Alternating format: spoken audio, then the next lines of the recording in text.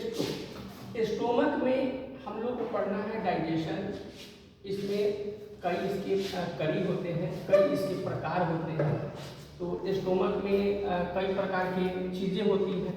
तो होता क्या है कि इसमें मेन होता है पाचन। पाचन की बात करेंगे तो पाचन कहाँ होता है? पेट में या इसोफेगस में? पेट में होता है। तो पेट में जब पाचन होता है तो क्या अकेले ही पेट वर्क करता है? नहीं करता। उसके साथ बहुत सारे मतलब ऑर्गन होता है जो उसको सपोर्टिंग करता है, हेल्प करता है टू डाइजेस्ट फूड। समझ रहे हैं?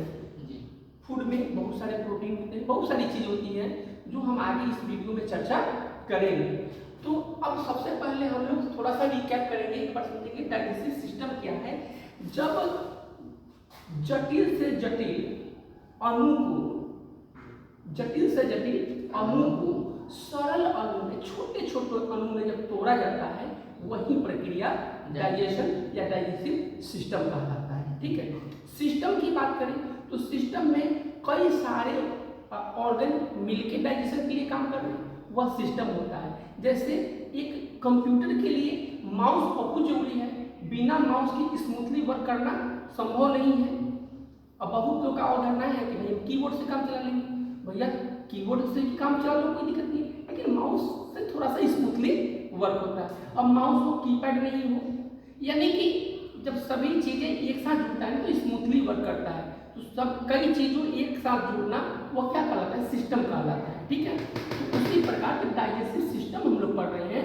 तो इसमें कई प्रकार की चीजें मिल रहे हैं। लाइक हम लोग को ये है इसोफेगस है, ग्राफ नली है, अमाशय है, छोटी आंत है, बड़ी आंत है और अनस है, गुद्दा है जो मलद्वार होता है वो है। और भोजन पचाने, भोजन में सबसे अहम भूमिका किसका है?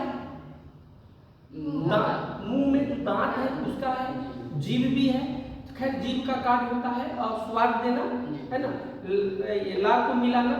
तो ये सब चीजें जो है पढ़ना है। अब आगे इस कड़ी में बढ़ते हैं हम लोग। तो देखिए इसमें होता क्या है, फिजिकल और प्लस केमिकल। देखिए कोई जब भोजन हम लोग करते हैं तो क्या फिजिकल वर्क से डाइजेशन हो जाता है? नहीं। देखिए फिजिकल मतलब ये देखिए एंग करके खाना, ये क्या हुआ? फिजिकल होगा। ये काम कर रहे हैं, क्या हुआ?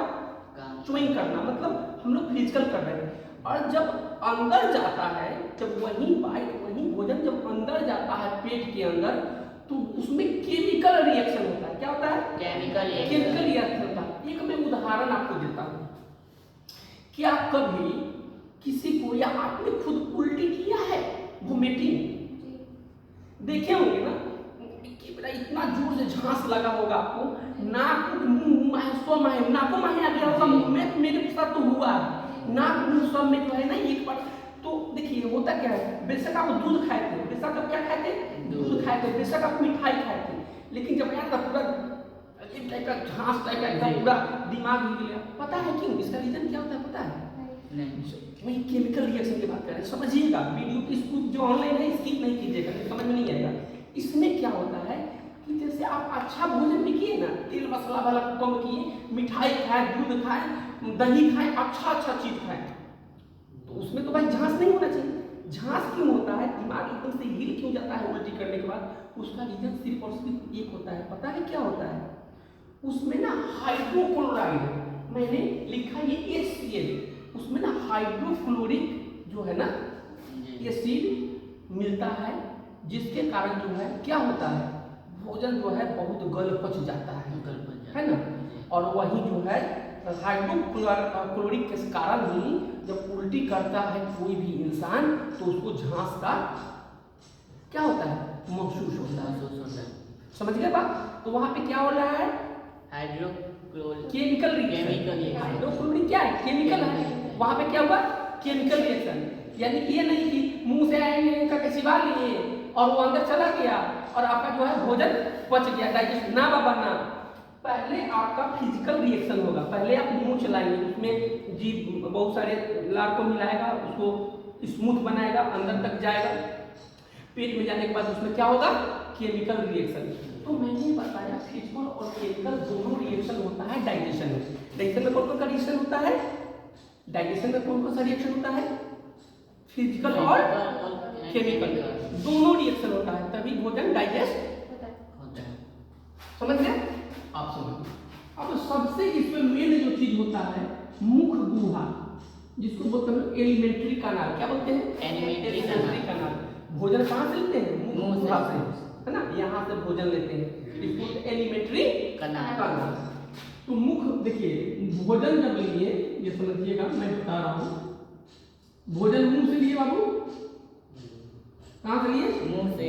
और ये है अनस, इसको बोलते हैं गुद्दा, मल द्वार, ठीक है।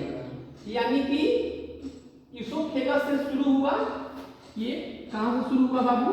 इसोफेगस। मैं बता रहा हूँ, ये कहाँ से चालू हो रहा है बाबू? इसोफेगस से चालू हो रहा है, मुख गुहा से, और अनस तक इसका सिस्टम है। इसमें कुछ स्टेप होते हैं बाबू। क्या होते हैं? स्टेप होते हैं। जैसे ये नहीं कि एक बड़ा मुंह में डाले और नीचे पहुंच गया, उसके कुछ स्टेप है, उसको समझिए। पहले क्या है, जब मुख गुहा से हम लोग भोजन लेंगे तो कहाँ जाएगा बाबू? ग्रास नली। ये ग्रास नली है, जहाँ से ये ग्रास नली क्या है इसको समझिए। ग्रास नली फूड पाइप है। क्या है? फूड पाइप है। इसमें भी दो पाइप होता है बाबू, एक ग्रास नली और एक होता है ग्रसनी। क्या होता है? बोलिए। एक होता है ग्रास नली और एक क्या होता है बाबू? ग्रसनी। ग्रास नली में भोजन जाता है और ग्रसनी में क्या जाता है? हवा। ग्रसनी में क्या जाता है? हवा। देखिएगा किसी किसी तो हिचकी आता है, भोजन जाना चाहिए था कहाँ? ग्रास नली में, चल गया कहाँ? ग्रसनी में।